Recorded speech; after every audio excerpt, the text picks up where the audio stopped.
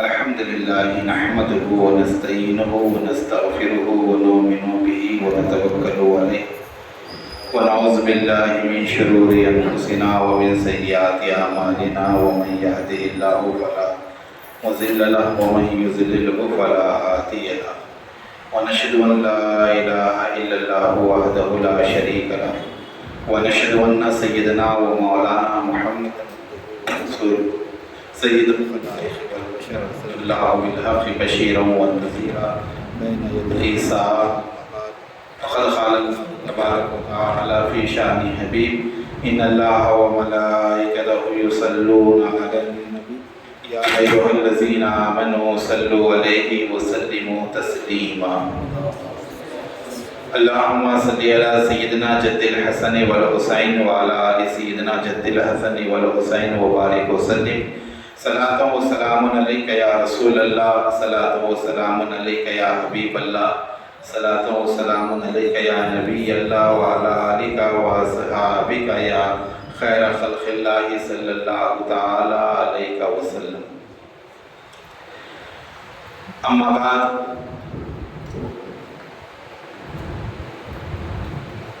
حد نظر سے دور ہے تنویر کا مقام، حد نظر سے دور ہے تنویر کا مقام، کس کی سمجھ میں آئے گا شبیر کا مقام، کس کی سمجھ میں آئے گا شبیر کا مقام. چھینی گئی ہے جس کی ردا اس سے پوچھئے، چھینی گئی ہے جس کی ردا اس سے پوچھئے، ہم کیا بتائیں آپ کو، ہم کیا بتائیں آپ کو تطہیر کا مقام.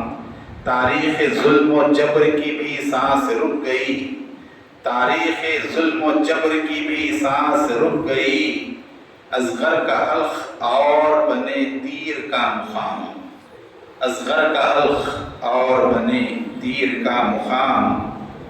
دیتے رہے جواب تبسم سے تیر کا، دیتے رہے جواب تبسم سے تیر کا، کتنا بڑا ہے اصغر بے شیر کا مقام.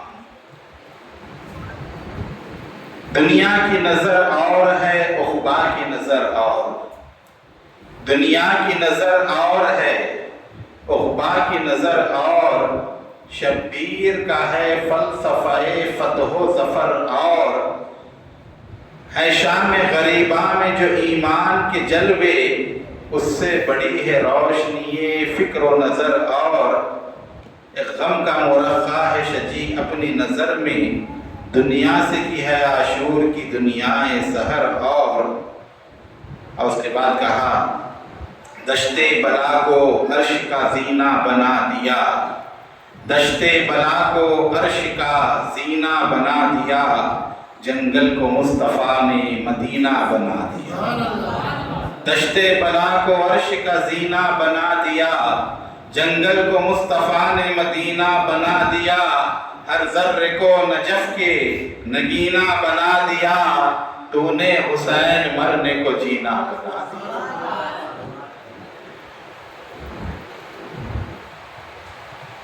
آج سیرت اہل بیت کی چوتھی مجلس میں ہمارا جمع ہے. ایسے دور میں جبکہ ہر طرف فتنے پھیل رہے ہیں، پھیلائے جا رہے ہیں، دین کے نام پر، مسلک کے نام پر، مذہب کے نام پر، تو اس میں ہمیں اپنے عقیدے کا تحفظ اور اپنے مسلک کی تشخیص، اس کی شناخت کو برقرار رکھنا اور جذبہ ایمانی کو فروغ دینا، حرارت ایمانی کو بڑھانا ازحد ضروری ہے.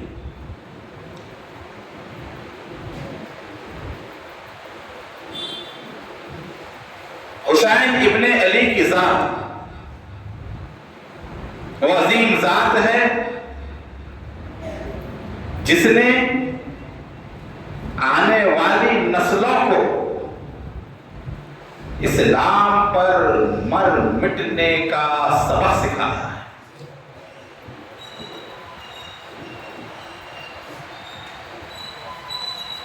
جینے کا طریقہ علی نے بتایا ہے اور مرنے کا طریقہ حسین ابن علی نے بتایا ہے۔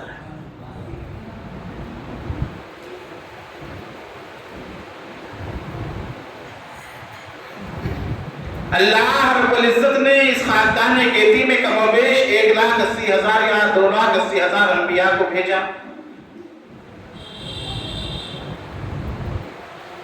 ہر دور میں پیغمبر آتے رہے، شریعت آتی رہی، کتابیں آتی رہی، صحائف نازل ہوتے رہے، اور انبیاء اعظام نے تبلیغ دین متین کا فریضہ انجام دیا۔ حضرت آدم علیہ السلام سے لے کر جناب عیسیٰ تک ایک نورانی جماعت پیغمبروں کی اس خاندان گیتی پر آئی اور اللہ کے پیغام کو لوگوں میں عام کیا۔ اور جب اللہ نے اپنے آخری نبی کو بھیجا، اس شان سے بھیجا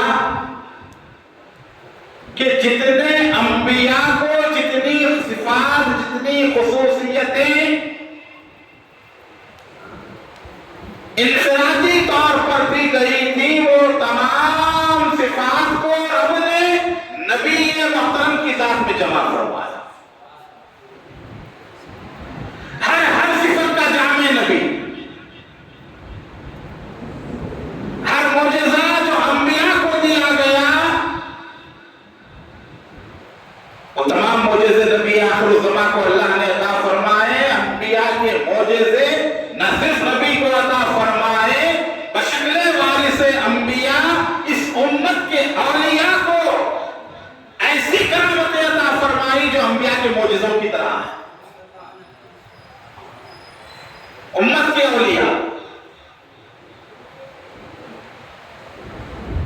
بیماروں کو شفا دینا، مردوں کو زندہ کرنا، ہوا میں جانا، پانی پر چلنا، یہ تمام انبیاء اکرام کو جس طرح معجزے کی شکل میں اللہ نے عطا فرمائے، رسول گرامی وفا صلی اللہ علیہ وسلم کے تصدق میں امت کے اولیاء کو اللہ نے یہ چیزیں عطا فرمائی۔ تو نبی بھیجا تو بے مثل و بے مثال نبی بنا۔ نبی کی شان، نبی کا مقام، نبی کی عظمت، نبی کی عفت اتنی بلند و بالا، اتنی عرفہ و بالا ہے کہ کہنے والے نے کہا ہر روش معجزہ، ہر ادا معجزہ، پوری توجہ میری طرف سامنے کرو، ہر روش معجزہ، ہر ادا معجزہ، کل صفات حبیب خدا معجزہ لے کے آئے تھے، سب انبیاء معجزہ بن کے آئے، رسول خدا معجزہ۔ ہر نبی معجزہ لے کر آئے اور مصطفیٰ معجزہ لے کر نہیں آئے، سر سے لے کر ختم تک معجزہ بن کر آئے۔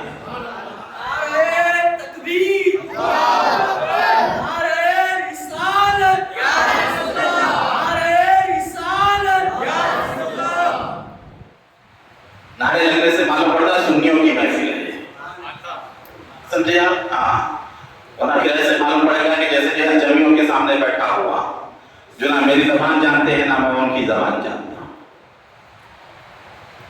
تو تمام انبیاء معجزے لے کر آئے اور نبی معجزہ بن کر آئے۔ نبی کو وہ شان، نبی کو وہ مقام و مرتبہ رب ذوالجلال نے عطا فرمایا۔ نبی کی شان ہی نرالی ہے، ہر ایک کا ہاتھ ہے، نبی کا ہاتھ ید اللہ، نبی کا ہاتھ ید اللہ، نبی کا چہرہ وجہ اللہ، نبی کی زبان لسان اللہ، نبی کا دستور نظام اللہ، نبی کا مسکرانا نور اللہ، نبی کی شان، نبی کا مقام و مرتبہ، نبی کا رنگ صبغت اللہ، اور نبی کا سبق لا الہ الا اللہ، اور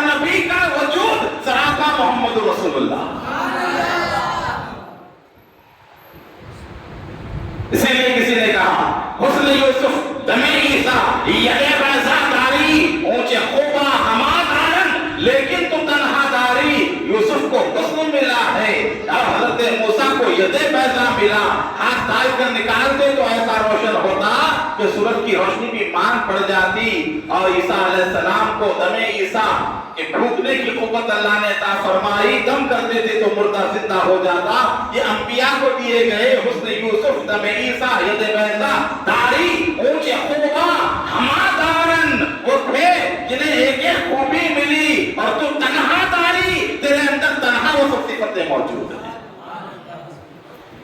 اسی لیے شاعر نے کہا تھا ہزار بار بے شویم دہن سے مشک و گلاب ہزار مرتبہ اپنے منہ کو اپنے دہن کو مشک و گلاب سے دھو مشک سے کلی کرو گلاب سے دھو پاک کرو صاف کرو پانی سے کرتے ہیں نا لوگ منہ صاف لیکن عاشق کہتا ہے ہزار بار بشویم دہن سے مشک و گلاب اگر مشک و گلاب سے بھی میں جو ہے ہزار مرتبہ اپنی زبان کو اپنے منہ کو دھو ہنوز نامے تو گفتن کمال بے ادبی اس کے باوجود تیرا نام لینا کمال بے ادبی ہے بے ادبی نہیں بے ادبی نہیں کمال درجہ کی بے ادبی حضور کا نام نامی اس نے گرامی دینا تو یہ شان میرے آقا کا صرف نبی ہی عزت والے نبی شان والے نہیں بلکہ نبی سے اگر کسی ادنا چیز کی بھی نسبت ہو گئی تو وہ بھی اعلیٰ ہو گئی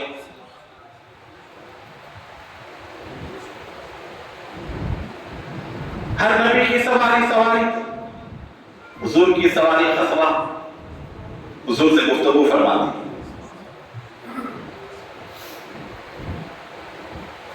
ہر نبی کو اللہ نے بے شمار سے دیا سرکار تمام تنہا سرکار کے ساتھ ہر نبی کے اصحاب اور حضور کے اصحاب تمام انبیاء کے اصحاب سے افضل حضور کے صحابہ تمام نبیوں کی صحبت میں رہنے والوں سے افضل ہر نبی کا خاندان لیکن سرکار کا خاندان تمام کے خاندان سے افضل ہر نبی کی بیٹی سرکار کی بیٹی تمام نبیوں کی بیٹی سے افضل ہر نبی کا گھرانہ لیکن سرکار کا گھرانہ کل جہانوں سے افضل کائنات میں کوئی گھرانہ مصطفیٰ کے گھرانے کے برابر نہیں ہو سکتا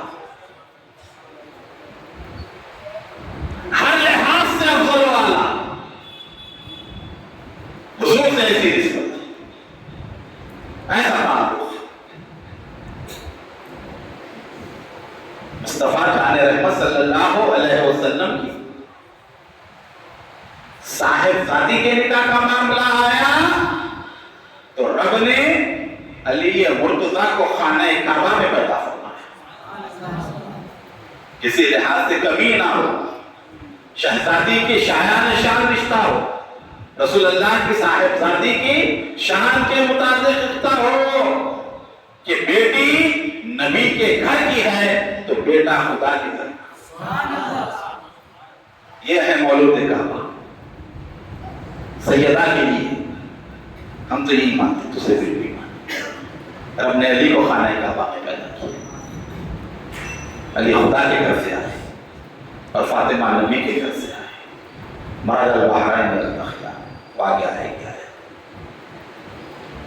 تو اللہ نے جیسے نبی کو بے مثل و بے مثال بنایا ہے اہل بیت کو بھی ویسے ہی بے مثل و بے مثال بنایا خاندان نبوت اہل بیت کی پہلی صفت پہلی خصوصیت حضور کے گھرانے کی حضور کا گھرانہ سب سے افضل والا کتنا بلند و بالا ہے ام المومنین بی بی عائشہ صدیقہ سلام اللہ تعالی علیہا بیان فرماتی ہیں کہ جبرائیل حضور کی خدمت میں آئے حضور نے پوچھا اے جبرائیل تم نے تمام جہاں کو دیکھا ہے تمام دنیا کو دیکھا ہے بتاؤ ہم سے بہتر بھی کسی کو دیکھا ہے جبرائیل نے کہا یا رسول اللہ اللہ کی عزت و جلال کی قسم मैंने सातों जमीन सातों आसमान कुल कायनात को खंगाला, रुए जमीन पर पूरे कायनात में आपसे अफजल वाला किसी को नहीं माना।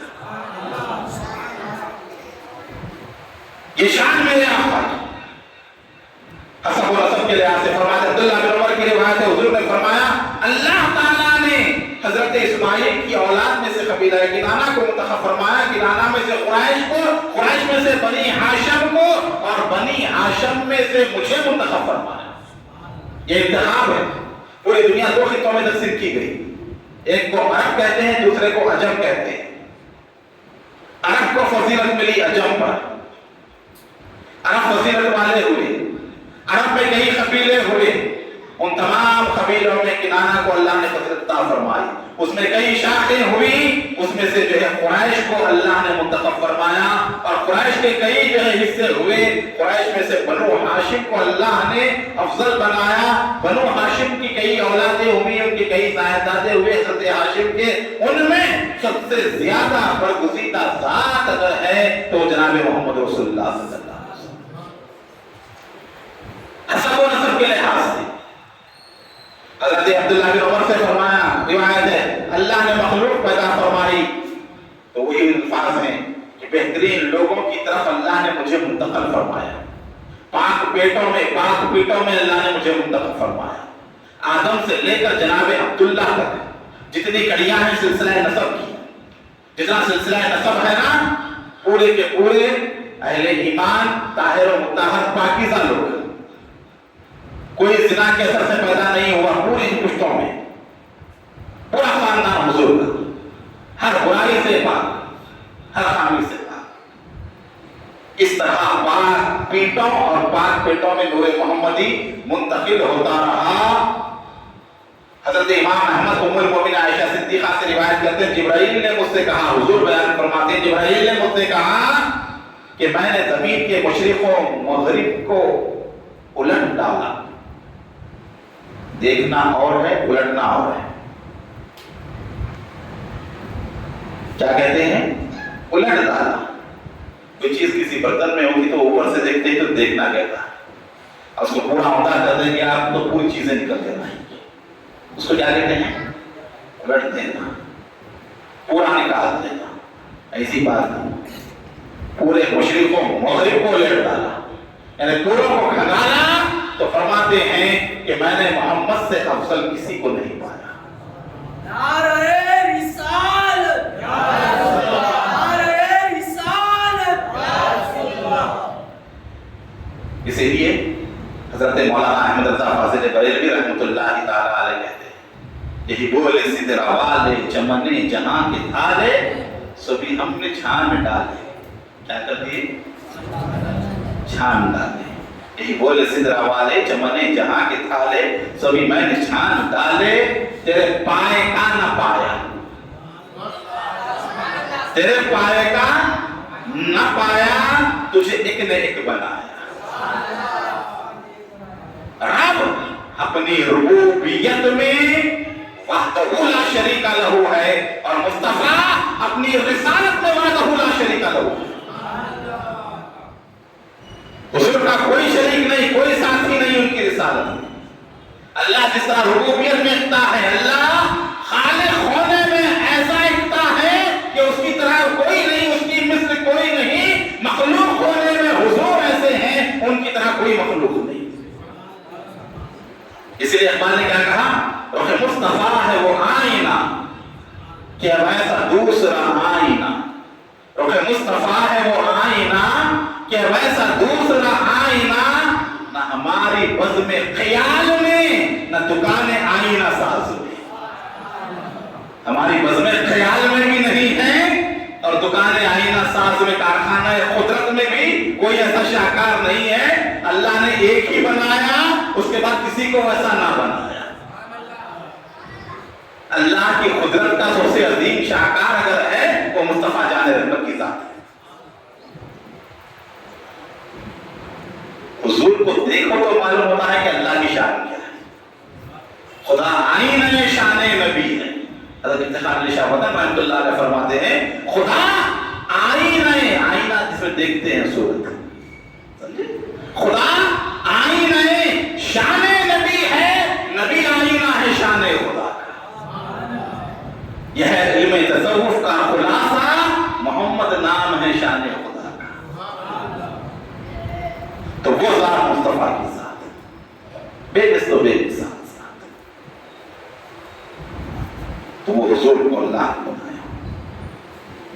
فرمایا قیامت کے دن میں اپنی امت میں سب سے پہلے اپنے اہل بیت کی شفاعت کروں گا، حضور کے خاندان کے لوگوں کی، اور میں جس کی پہلے شفاعت کروں گا وہ زیادہ فضیلت والا ہے سب کے اعتبار سے، پہلے خصوصیت۔ اسی لیے اہل بیت حسب و نسب میں سب سے افضل و اعلیٰ ہیں، اسی لیے دوسرے لوگ نکاح میں ان کے کفو یعنی برابری کے نہیں، اہل بیت کو اللہ نے جو پوشاک عطا فرمائی ہے۔ حضرت امام جلال الدین سیوطی جو بہت بڑے محدث ہیں، وہ فرماتے ہیں کہ حضور کی ایک خصوصیت یہ ہے، کوئی مخلوق نکاح میں آپ کے اہل بیت کا ہمسر نہیں ہو سکتا، برابری والا نہیں ہو سکتا۔ یہ پہلی خصوصیت اہل بیت کی، کوئی برابر نہیں ان کی۔ دوسری خصوصیت مال زکات کا حرام ہونا ان کا۔ حضور نے فرمایا زکات اور صدقات واجبہ محمد اور آل محمد پر حرام ہے۔ کیوں؟ کہ زکات مال کا میل ہے، اور یہ پاکیزہ لوگ ہیں، یہ زکات نہیں لیتے، زکات استعمال نہیں کرتے۔ حضور پاک صلی اللہ علیہ وسلم نے فرمایا ایک دن امام حسن چھوٹے تھے، مسجد نبوی میں کھجوروں کی ڈھیر لگی ہوئی تھی، کھجور آئے ہوئے تھے۔ امام حسن گئے کھیلتے ہوئے اور ایک کھجور اٹھا کر اپنے منہ میں ڈال دی، جیسے چھوٹے بچے ڈالتے۔ حضور پاک نے جب یہ دیکھا، اپنی انگلی ان کے حلق میں ڈال کر کھجور کو نکالا، کہا تھوکو، کہا یعنی چھی سے پھینک دو۔ اس کے بعد فرمایا کیا تمہیں معلوم نہیں ہے کہ ہم لوگ زکات نہیں کھایا کرتے؟ یعنی اہل بیت کے اوپر اللہ نے زکات کو حرام کر دیا۔ مال کا مائل ہے، یہ نجس چیز ہے، اس لیے زکات اہل بیت کے لیے نہیں۔ حضرت فضل بن عباس، حضرت عباس جو حضور کے چچا ہیں، فضل جو ہے ان کے بیٹے ہیں، اسی لیے ان کی کنیت ابو الفضل ہے۔ اہل بیت میں جس کا نام عباس ہوتا ہے اس کی کنیت ابو الفضل ہوتی ہے، سمجھے؟ ہاں، اسی لیے امام حسین کے جو بھائی ہیں، کیا نام تھا ان کا؟ عباس، تو ان کی کنیت بھی ابو الفضل تھی۔ وہ بیٹا رہے نہ رہے، ابو الفضل اس کی جو ہے کنیت بنو ہاشم کا طریقہ ہے کہ جس کا نام عباس ہو اس کی کنیت ابو الفضل ہوتی ہے۔ تو یہ فضل بیٹے تھے حضرت عباس کے، حضور کے چچازاد بھائی تھے۔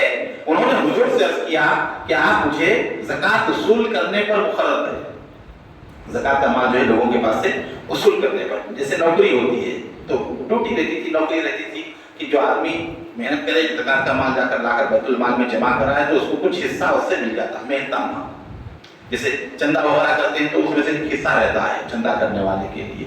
تو اسی طرح جو ہے جو زکات کے اموال کو جمع کرتے ان کے پاس جو ایک حصہ تھا وہ دیا کرتے تھے اس کو۔ تو حضرت فضل نے کیا کہا حضور سے، آپ مجھے مقرر فرمائیے کہ میں زکات کے اموال کو وصول کروں۔ تو حضور پاک صلی اللہ علیہ وسلم نے فرمایا معاذ اللہ، خدا کی پناہ، میں تمہیں لوگوں کے گناہوں کے دھوبن وصول کرنے پر مقرر کرتا ہوں۔ نہیں کرے، چچا کے بیٹے ہو تم میرے، یہ تو لوگوں کے مالوں کا دھوبن ہے، میلہ اس کے اوپر۔ تو دوسری خصوصیت اہل بیت کی کیا ہے؟ زکات کا حرام ہونا ان کے اوپر، نہ وہ سید کسی دوسرے سید کو زکات دے سکتا ہے اور نہ سید لے سکتا ہے زکات کسی کی، یہ حرام کر دیا گیا۔ اس کے بعد تیسری خصوصیت ہے کہ قیامت کے دن ہر رشتہ داری ختم ہو جائے گی، کسی کی رشتہ داری کام نہیں آئے گی قیامت میں، فلاں فلاں ہو نہیں، جس کو اپنے اپنے اعمال کا سب کو بتا دے رہا، کوئی کام نہیں آئے گا، کسی کی رشتہ داری کام نہیں آئے گی۔ حضور پاک صلی اللہ علیہ وسلم نے فرمایا، عمر فاروق رضی اللہ عنہ کی روایت بھی یہاں پر ہے کہ سوائے میرے حسب و نسب کے کسی کو اس کا رشتہ دار ہونا فائدہ نہیں پہنچائے گا، یعنی فائدہ پہنچے گا تو صرف اہل بیت حضور کی نسبت کے تعلق سے۔ یہاں پر حضرت عمر فاروق نے اپنے لیے ام کلثوم کا نکاح کے لیے پیغام دیا تھا۔ حضرت علی کی بیٹی ام کلثوم تھی، بی بی فاطمہ کی، عمر میں کم تھی، فاروق اعظم عمر میں زیادہ تھے، لیکن فاروق اعظم نے کیا کیا، حضرت علی کے پاس جو پیغام بھیجایا ام کلثوم سے نکاح کرنے کے لیے۔ اس بات کو شیعہ لوگ بھی جو ہے بہت خطرناک طریقے سے جو ہے بناتے ہیں، مانتے ہیں وہ چیز کو، ہاں، کہ حضرت فاروق اعظم مولا کائنات کے داماد تھے۔ آپ نے عذر کیا، کہا کہ جو ہے میں جعفر کے صاحبزادے کے ساتھ جو ہے اس بچی کا نکاح جو ہے کرنے کا ارادہ کیا ہوں۔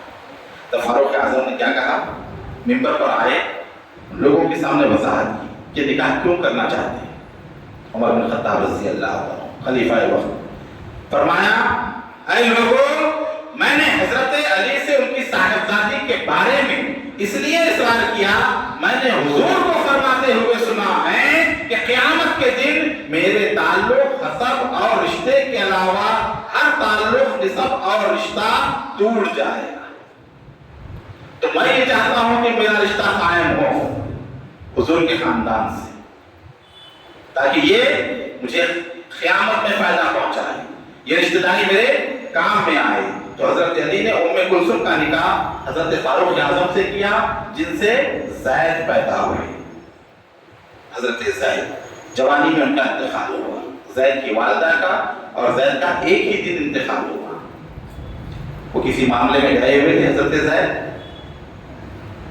کسی نے انہیں شہید کر دیا، ہم کیا رہے تھے ان کی والدہ کا بھی جو یہاں پر انتقال ہو گیا، تو لوگوں کو یہ بھی تک نہیں معلوم پڑا کہ کون کس کے وارث بنے، اس کے بعد اس کا انتقال ہوا، یعنی ایک ہی وقت میں جو ہے والدہ کا اور بیٹے کا جو ہے دونوں کا انتقال ہوا، زید کا اور حضرت ام کلثوم جو حضرت علی کی صاحبزادی بی بی فاطمہ الزہرا کی جو ہے صاحبزادی، اور ایک ام کلثوم ہے جو واقعہ کربلا میں تھی، وہ حضرت علی کی دوسری بیوی سے ہے، بی بی فاطمہ سے نہیں، بی بی فاطمہ سے جو ہے بدن مبارک سے وہ بی بی زینب ہی رہی واقعہ کربلا میں، امام حسین کی بہن۔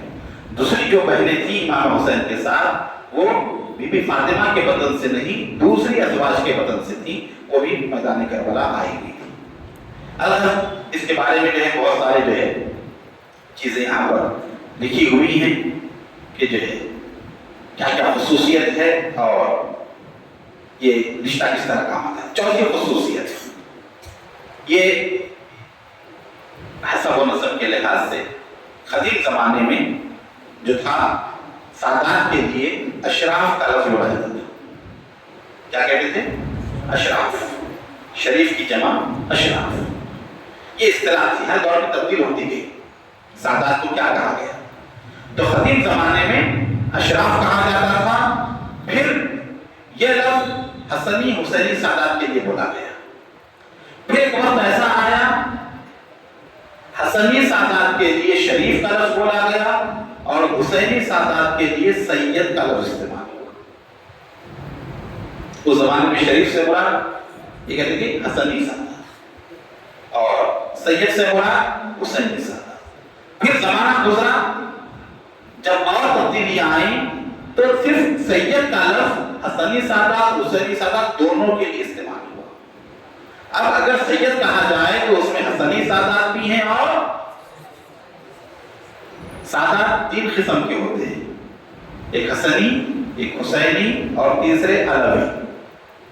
تیسرے بی بی فاطمہ کے دونوں صاحبزادوں سے جو ہوئے وہ حسنی حسینی، اور حضرت علی کی جو دوسری بیویاں تھیں ان سے جو اولاد کا سلسلہ چلا، جو دنیا میں اولاد ہے، حضرت عباس علمبردار، حضرت عمر اشراف، حضرت محمد بن حنفیہ، ان حضرات کے اولاد جو دنیا میں ہیں انہیں علوی کہا جاتا ہے۔ یہ سید ہیں کس لحاظ سے؟ صرف والد کے لحاظ سے، والدہ کے لحاظ سے نہیں۔ امام حسن امام حسین دونوں طرف سے، ماں بھی سید اور والد بھی سید۔ اور باقی کی جو حضرت علی کی دوسری بیویوں سے وہ صرف جو ہے اپنے والد کی لحاظ سے سید کہلاتے ہیں، انہیں علوی کہا جاتا ہے، علوی کہا جاتا ہے۔ اور حضور نے کیا فرمایا دیکھیے، آج کل بہت سارے لوگ جو سید نہیں ہوتے اپنے آپ کو سید لکھنا شروع کرتے ہیں، یہ بہت بڑی وعید ہے۔ حضور پاک صلی اللہ علیہ وسلم ارشاد فرماتے ہیں، نسائی، ترمذی، ابو داؤد، مسلم کی روایت ہے، جو اپنے باپ کے علاوہ دوسرے کی طرف اپنے آپ کو منسوب کرے اس پر خدا، سب فرشتوں اور آدمیوں کی لعنت ہے۔ خارج النسب داخل النسب، جو سید ہوتے ہوئے اپنے آپ کو سید نہ کہے اس پر بھی لعنت۔ سید ہوتے ہوئے اپنے نسب کو چھپائے نہ کہے اس پر بھی، اور جو نہ ہوتے ہوئے اپنے آپ کو سید کہے اس پر بھی لعنت۔ سرکار نے عرض فرمایا اللہ کی بھی لعنت ہے، فرشتوں کی بھی لعنت ہے، اور انسانوں کی بھی لعنت ہے۔ قیامت کے دن اللہ اس کا نہ کوئی فرض قبول کرے گا نہ نفل قبول کرے گا۔ تو یہ بڑا احتیاط کا معاملہ ہے، جو نہ ہوتے ہوئے بھی اپنے آپ کو سید لگائے تو وہ لعنتی ہے۔ تو چوتھی خصوصیت کیا ہے؟ سید کا لفظ صرف اہل بیت کے لیے بولا جائے گا، حضرت علی کی اولاد کے لیے بولا جائے گا۔ چوتھی خصوصیت ہے اہل بیت کی۔ پانچویں خصوصیت یہ ہے کہ جو اہل بیت میں بے عمل ہیں ان کی بھی تعظیم کی جائے۔ حضور نے فرمایا جو متقی ہیں میری اولاد میں، تقوی والے ہیں، پرہیزگار ہیں، نمازی پرہیزگار لوگ ہیں، تقوی والے ہیں، ان کی تعظیم ان کے عمل کی وجہ سے کرنا۔ جو میرے اہل بیت کے خاندان میں، میری آل میں جو متقی پرہیزگار ہیں ان کی تعظیم ان کے عمل کی وجہ سے کرنا، اور جو بے عمل ہیں ان کی تعظیم میری نسبت کی وجہ سے کرنا۔ جو بے عمل ہیں، متقی پرہیزگار نہیں ہے، نمازی نہیں ہے، بے عمل بھی ہیں، تو وہ فرماتے ہیں کہ میری نسبت کی وجہ سے ان کی تعظیم کرو کہ حضور کے خاندان سے۔ مفتی اعظم ہند مصطفیٰ رضا صاحب قبلہ رحمۃ اللہ تعالی علیہ تحریر فرماتے ہیں کہ سید سے جب تک کفر صادر نہ ہو واجب التعظیم ہے۔ تب تک جب تک کفر سرزد نہ ہو، کتنا بھی بے عمل رہے، اس کی تعظیم حضور کی نسل کی وجہ سے ہے۔ یہ مفتی اعظم کا جو ہے قول ہے۔ عبداللہ بن مسعود کہتے ہیں حضور نے ارشاد فرمایا، بڑی پیاری حدیث ہے، سرکار فرماتے ہیں بے شک فاطمہ نے اپنی عصمت کی حفاظت کی تو اللہ نے ان کی اولاد پر آگ کو حرام کر دیا۔ بی بی فاطمہ کی اولاد پر آگ کو حرام کر دیا۔ اب یہاں پر ایک واقعہ لکھا گیا ہے، حضرت ابو محمد فاسی رحمۃ اللہ علیہ بڑے بزرگ تھے، مدینے میں جو ہے بعض حسینی سادات رہتے تھے، لیکن ان کے اعمال خلاف سنت تھے، سنت کے مطابق عمل نہیں کرتے تھے، حسینی سادات تھے، تو یہ جو ہے انہیں پسند نہیں کرتے تھے۔ ابو محمد فاسی رحمۃ اللہ علیہ ان کو پسند نہیں کرتے تھے، چاہتے تھے کیا ہے بے عمل لوگ ہیں، اکثر ایسا ہوتا ہے۔ تو ایک مرتبہ وہ سو گئے مسجد نبوی میں نیند لگی، سو گئے تو حضور کا دیدار انہیں نصیب ہوا۔ اللہم صلی علی محمد وعلی آل محمد۔ پھر اس کے بعد کہتے ہیں کہ حضور نے مجھ سے میرا نام لے کر فرمایا، نام لے کر مجھ سے کہا کیا بات ہے، میں دیکھتا ہوں کہ میری اولاد سے بغض رکھتے ہو، میں دیکھ رہا ہوں کہ میری اولاد سے بغض رکھتے ہو۔ میں نے عرض کیا یا رسول اللہ، خدا کی پناہ میں انہیں ناپسند نہیں کرتا، ناپسند نہیں ہے مجھے بولے، مگر مجھے سنت کے خلاف ان کا عمل ناپسند ہے۔ آپ کے طریقے کے خلاف نہیں، ان کا خلاف ہے، آپ کے طریقے کے مطابق نہیں، اسی لیے اس کی وجہ سے پسند نہیں ہے مجھے، آپ کے طریقے پہ نہیں چل رہے ہیں۔ تو حضور نے ان سے فرمایا کیا یہ فقہی مسئلہ نہیں ہے کہ نافرمان اولاد نسب سے وابستہ رہتی ہے، خاندان بدلتا نہیں، نافرمانی کرنے سے خاندان تبدیل نہیں ہوتا، نافرمان اولاد نسب سے وابستہ رہتی ہے۔ میں نے عرض کیا ہاں، فرمایا یہ نافرمان اولاد ہے۔ اللہ کون کہہ رہے ہیں؟ حضور اپنے خاندان کے ان بزرگوں کو جو سنت کے خلاف عمل کرتے تھے، سنت کی پیروی نہیں کرتے تھے، تو فرمایا کہ یہ نافرمان اولاد ہے۔ ابو محمد فاسی کہتے ہیں جب میں بیدار ہوا تو میرے دل سے ان کی عداوت دور ہو چکی تھی، اور جب میں کسی سے ملتا تو ان کی خوب تعظیم و تکریم کرتا۔ سادات سمجھا؟ اب یہاں سادات کو بھی یہ سوچنا چاہیے، عام ماں باپ کی نافرمانی کرنا گناہ کبیرہ۔ اولاد کا اپنے عام جو ماں باپ ہوتے ہیں، فاسق و فاجر ہوں گے کیسے بھی ہوں گے، جب ان کی نافرمانی کرنا گناہ ہے کبیرہ ہے، والدین کی نافرمانی کرنا، تو سیدوں کا اپنے جد اعلیٰ محمد رسول اللہ کی نافرمانی کرنا وہ تو بدل جو اولا ہے اس سے زیادہ کرنا ہے۔ کہ عام اولاد ماں باپ کی نافرمانی کرے تو گناہ ہے، اور سادات ہو کر اپنے جد اعلیٰ کی نافرمانی کرے تو حضور خود فرما رہے ہیں کہ نافرمان ہوگا۔ اللہ اللہم صلی علی محمد وعلی آل محمد۔ تو یہ جو ہے اس کے متعلق بھی بہت ساری چیزیں ہیں۔ تو جب عام والدین کی نافرمانی گناہ ہے تو سادات کا اپنے جد کریم کی نافرمانی پر کیا حال ہوگا؟ پھر اس کے بعد چھٹویں خصوصیت کیا ہے؟ حضور نے فرمایا کہ اللہ نے ہر نبی کی اولاد کو اس کی پشت میں رکھا۔ پشت کسے کہتے ہیں؟ پیٹھ۔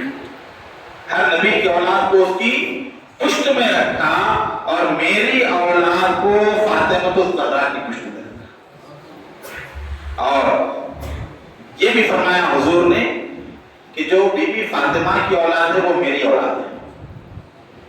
ہر ایک کا خاندان باپ سے ہوتا ہے، نسب جو ہوتا ہے کس پر ختم ہوتا ہے؟ باپ داداؤں پر ہوتا ہے، ماں کی طرف نہیں پڑتا، باپ کی طرف جاتا ہے۔ ہاں یہ ان کے بیٹے ان کے بیٹے ان کے بیٹے، نسب جو جائے گا اوپر کدھر جائے گا؟ والد کی طرف جائے گا، والدہ کی طرف نہیں پٹے گا۔ یہ خاصیت صرف ایک بی بی فاطمہ اور اہل بیت کو ہے، ان کا نسب حضرت علی کی طرف نہیں جائے گا، ان کا نسب امام حسن امام حسین کے بعد بی بی فاطمہ کے ذریعے حضور تک جائے گا۔ سمجھے؟ تو حضور ان کے جد اعلیٰ سیدہ کے ذریعے یہ نسب جو ہے حضور سے ملے گا۔ حضور نے فرمایا ہر نبی کی اولاد اس کی پشت میں ہے، اور میری اولاد علی ابن ابی طالب کی پشت میں ہے۔ جو علی کی اولاد ہے وہ میری اولاد ہے۔ حضور پاک صلی اللہ علیہ وسلم نے فرمایا ہر ماں کی اولاد اپنے پدری رشتہ داروں کی طرف منسوب ہوتی ہے، باپ کے رشتہ داروں کی طرف۔ خاندان جو ہوگا کس کا لکھیں گے؟ باپ کا لکھیں گے، ماں کا نہیں۔ ماں سید ہو تو اولاد سید نہیں، باپ سید ہو تو اولاد سید۔ ماں کے نسب کا اعتبار نہیں ہوگا، باپ کے نسب کا اعتبار ہوگا۔ تو ہر ماں کی اولاد اپنے پدری رشتے کی طرف ہوگی، سوائے اولاد فاطمہ کے کہ میں ان کا ولی ہوں، میں ان کا عصبہ ہوں، ان کی اولاد میری طرف منسوب ہوگی، یہ حضور کی اولاد ہے۔ اور یہ خصوصیت صرف سیدہ بی بی فاطمہ کی اولاد کے لیے ہے، حضور کی دوسری صاحبزادیوں کے لیے نہیں۔ یہ بھی خصوصیت ہے، جو 3 صاحبزادیاں ہیں نا ان کی اولاد کے لیے نہیں، صرف بی بی فاطمہ الزہرا کی اولاد کے لیے یہ خصوصیت ہے۔ 7ویں خصوصیت حضور فرماتے ہیں ستارے اہل آسمان کے لیے امن ہیں۔ ستارے اہل آسمان کے لیے امن ہیں، بس جب ستارے چلے جائیں گے آسمان اہل آسمان بھی چلے جائیں گے۔ اور فرمایا میرے اہل بیت زمین والوں کے لیے امن ہیں، اور جب میرے اہل بیت چلے جائیں گے اہل زمین بھی چلے جائیں گے۔ یہ دنیا کب تک کھڑی ہوئی ہے؟ جب تک کہ اہل بیت ہے۔ جب خاندان اہل بیت کا آخری امام مہدی آخر الزمان، جس کے انتظار میں بیٹھے ہوئے ہیں سب لوگ، اس کا انتظار ہے، وہ جب آ جائے گا اس کے بعد قیامت۔ تو امام مہدی تک آخری امام بن کر آئیں گے، امام مہدی علیہ السلام، تب تک یہ دنیا قائم ہے۔ امام مہدی کا ظہور ہوگا، اس کے بعد جو ہے قیامت آ جائے گی۔ 8ویں خصوصیت یہ ہے کہ اہل بیت سب سے پہلے جنت میں جائیں گے۔ حضور نے فرمایا، حضرت علی سے روایت ہے، انہوں نے فرمایا کہ میں نے بارگاہ رسالت میں لوگوں سے حسد کی شکایت کی۔ جب بھی تھے چند لوگ جو حضرت علی سے حسد کرتے تھے، جلنے والے، آج بھی ہیں، ہاں علی کا ذکر نہیں ہونا، علی کو پڑھا دے رہے ہیں، یہی کر دے رہے ہیں، ایسے لوگوں کو مت بلاؤ جو علی علی علی کرتے ہیں، ان سے منقبت مت پڑھاؤ جو علی علی کرتے ہیں۔ تو اس قسم کے لوگ جو ہے آج کی پیداوار نہیں ہے، یہ اس دور میں بھی تھے جب وہ حسد کرتے تھے مولا کائنات سے۔ تو مولا کائنات نے شکایت کی حضور سے حسد کرنے والوں کی، تو حضور نے فرمایا چھوڑو۔ حضور فرماتے ہیں کیا تم اس بات پر راضی نہیں کہ تم 4 میں چوتھے ہو؟ یہ تو بول رہے ہیں، جو بولنے والے ہیں چھوڑ دو ان لوگوں کو۔ کیا اس بات پر راضی ہو تم 4 میں چوتھے ہو جو سب سے پہلے جنت میں جانے والے ہیں؟ وہ 4 کون؟ حضور صلی اللہ علیہ وسلم، امام حسن، امام حسین اور چوتھے مولا کائنات، سب سے پہلے جنت میں جائیں گے۔ یہ اہل بیت کی خصوصیت۔ 9ویں خصوصیت، حضور پاک صلی اللہ علیہ وسلم نے فرمایا جو میری اہل بیت کے ساتھ اچھا سلوک کرتا ہے، میری بارگاہ میں اس کی کوئی خدمت ہو جس کے سبب میں قیامت کے دن اس کی شفاعت کروں، اسے چاہیے کہ وہ میرے اہل بیت کی خدمت کرے۔ جو میری اولاد کے ساتھ اچھا سلوک کرے گا میں ان کی شفاعت کروں گا۔ یہ اہل بیت کی خصوصیت۔ 10ویں خصوصیت یہ ہے کہ ان کی محبت درازی عمر اور قیامت کے دن سفید چہرے ہونے کا سبب ہے۔ قائد الغر المحجلین کہتے ہیں حضور کے ناموں میں سے ایک نام، سفید ہاتھ پیر، سفید چہرے والوں کے سردار۔ قیامت کے دن کیا ہوگا؟ اہل ایمان کے چہرے اور ہاتھ پیر چمکتے ہوں گے، جس کی وجہ سے معلوم ہوگا یہ مومن ہے۔ آئی بات سمجھ میں؟ تو سرکار فرماتے ہیں کہ جو ہے ان کی محبت، اہل بیت کی محبت درازی عمر کو طویل کرتی ہے اور قیامت کے دن چہرے سفید ہونے کا سبب ہے۔ حضور فرماتے ہیں جو شخص پسند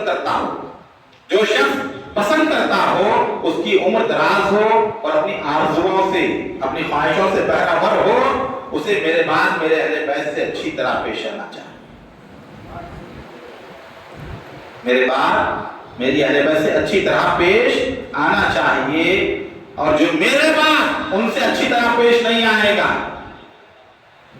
جیسے یزید ہے، یزید کے خاندان کے لوگ ہیں، جو میرے بعد ان سے اچھی طرح پیش نہیں آئے گا اس کی عمر قطع کر دی جائے گی، کاٹ دی جائے گی۔ کتنے سال رہا یزید اتنا کرنے کے بعد؟ 1.5 سال۔ اس کا مر گیا، عمر قطع کر دی جائے گی اور قیامت میں اس حالت میں میرے پاس آئے گا کہ اس کا چہرہ سیاہ ہوگا، پھٹکار ہوگی اللہ تعالیٰ کی قیامت کی روز۔ اب ایک آخری مضمون ہے، درود شریف پڑھیں، اللہم صلی علی سیدنا و مولانا محمد و علی آل سیدنا و مولانا محمد و بارک وسلم۔ ایک بات دیگر میں تمام چیزیں آپ کو بتا رہا ہوں، اہل بیت کا مقام و مرتبہ کیا ہے اور کیا شان ہے۔ اس گھرانے کی خدمت کو سمجھو، خود بخود حسین کا مقام سمجھ میں آئے گا، کیا حسین ہے، کیا حسین ابن علی کی ذات ہے۔ امام فخر الدین رازی کہتے ہیں اللہ نے 5 چیزوں میں، کتنی؟ 5 چیزوں میں اہل بیت کو حضور کے مساوی ٹھہرایا۔ سمجھ میں نہیں تھا؟ حضور کے برابر ہیں اہل بیت، کتنے میں؟ 5 چیزوں۔ کون کہا؟ امام فخر الدین رازی۔ پہلی چیز، ان کو حضور کا مساوی ٹھہرایا پہلا امر جس میں سلام ہے، چنانچہ اللہ تعالیٰ فرماتا ہے سلام ہو اے نبی تجھ پر اور رحمت ہو اللہ کی تجھ پر، اور اہل بیت کے لیے اللہ نے فرمایا سلام علی الیاسین، الیاسین پر سلام ہو۔ الیاسین سے مراد آل یاسین ہیں، آل یاسین حضور کی اولاد کو کہا جاتا ہے، حضور کا نام یاسین بھی ہے تو آل کی آل یاسین کہلاتی ہے۔ تو اللہ نے سلام کے معاملے میں حضور کے خاندان کو، اہل بیت کو حضور کے برابر کر دیا، حضور پر بھی سلام، اور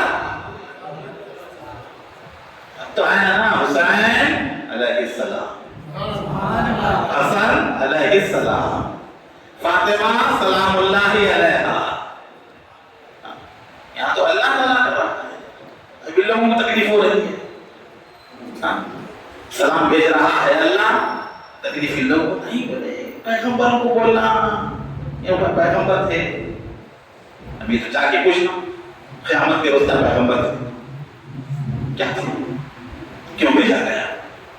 تو فرمایا کہ سلام ہو حضور کے یہاں۔ دوسرا امر طہارت، اللہ نے حضور کو پاک کیا، طاہر بنایا اللہ نے حضور کی طہارت، اللہ نے قرآن پاک میں بیان فرمائی، اہل بیت کی طہارت بھی اللہ نے قرآن پاک میں بیان فرمائی کہ اہل بیت اللہ تم سے ہر ناپاکی کو دور کر کے خوب پاک و صاف کرتا ہے۔ طہارت میں حضور کے ساتھ ہے، سلام میں حضور کے ساتھ، طہارت میں بھی حضور کے ساتھ۔ اور تیسری چیز جس میں حضور کے ساتھ اہل بیت مساوی ہے وہ ہے درود۔ کیا ہے؟ اللہم صلی علی محمد، ہے نا؟ اللہ نے اس میں بھی اہل بیت کو حضور کے ساتھ کھڑا کر دیا۔ اور اس کے بعد چوتھی چیز، اب یہاں پہ وہ تمام چیزیں ہیں درود کے متعلق، حضور نے ارشاد فرمایا جو نماز پڑھے اور اس میں مجھ پر اور میرے اہل بیت پر درود نہ پڑھے اس کی نماز قبول نہیں۔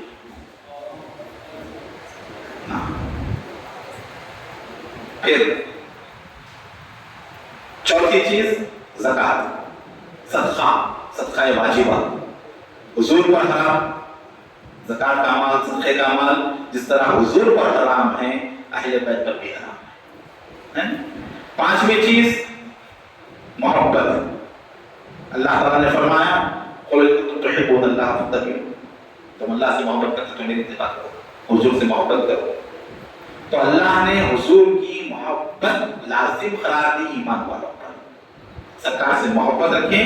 پھر اس کے بعد فرمایا اہل بیت کے متعلق قُلْ لَا أَسْأَلُكُمْ عَلَيْهِ أَجْرًا إِلَّا الْمَوَدَّةَ فِي الْقُرْبَىٰ، اے حبیب آپ فرما دیجئے میں تبلیغ رسالت پر، تبلیغ دین پر تم سے کوئی اجر طلب نہیں کرتا، میں جو تبلیغ کر رہا ہوں دین کی اس کے بدلے میں مجھے کوئی چیز نہیں چاہیے۔ إِلَّا الْمَوَدَّةَ فِي الْقُرْبَىٰ، اگر دینا چاہتے ہو کوئی چیز کیا دو؟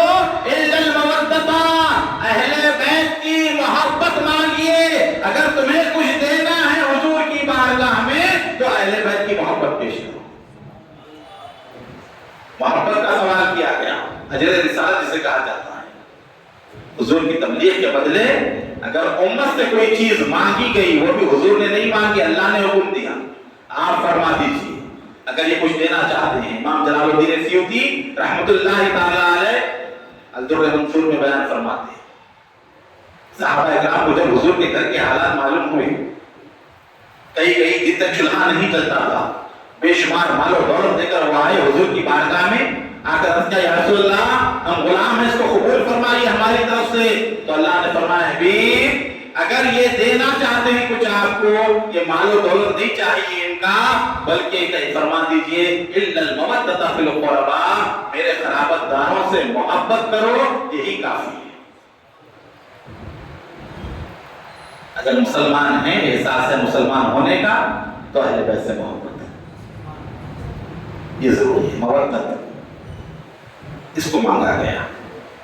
تو یہ پانچویں چیز تھی محبت، جس میں اہل بیت حضور کی جو ہے مساوی ہے، جو 10 خصوصیات اور 5 مساوی چیزیں۔ یہ وہ چیزیں ہیں جو حضور کے اہل بیت کے سوا دنیا میں کسی اور کو نہیں ملی۔ تو یہ شان اللہ تعالیٰ نے اہل بیت کو عطا فرمائی۔ اسی لیے اعلیٰ حضرت کے چھوٹے بھائی حسن صاحب رحمۃ اللہ علیہ فرماتے ہیں ان کی پاکی کا خدائے پاک کرتا ہے بیان، آیت تطہیر سے ظاہر ہے شان اہل بیت، باغ جنت کے ہیں پہلے مدحان اہل بیت۔ اس کے لیے ہے جنت کے باغ، اس کے لیے نہیں ہے، ناسکیوں کے لیے، خارجیوں کے لیے نہیں، باغ جنت کے ہیں، باغ جنت کے ہیں بہرے مدحان اہل بیت۔ اہل بیت کی جو مدح سرائی کرتے ہیں ان کے لیے اللہ نے جنت کے باغ رکھے، باغ جنت کے، باغ جنت نہیں، باغ جنت کے ہیں۔ اب پڑھنے میں پڑھ لیتے ہیں سناخان صاحب، باغ جنت کے ہیں بہر مدحان اہل بیت، تم کو مژدہ نار کا ہے دشمنان اہل بیت، اور جو دشمنان اہل بیت ہیں ان کے لیے جہنم کی بشارت ہے، مژدہ ہے۔ ان کی پاکی کا خدائے پاک کرتا ہے بیان، آیت تطہیر سے ظاہر ہے شان اہل بیت۔ ان کے گھر میں بے اجازت جبریل بھی آتے نہیں، خضر والے جانتے ہیں اس کو شان اہل بیت۔ فاطمہ کے لاڈلے کا آخری دیدار ہے، حشر کا ہنگامہ برپا ہے، میان اہل بیت سر کٹانا گھر لٹانا کوئی تجھ سے سیکھے، سر کٹانا گھر لٹانا کوئی تجھ سے سیکھے، جان عالم ہو فدا خاندان اہل بیت، بے ادب گستاخ فرقے کو سنا دے اے حسن، یوں کہا کرتے ہیں سنی داستان اہل بیت۔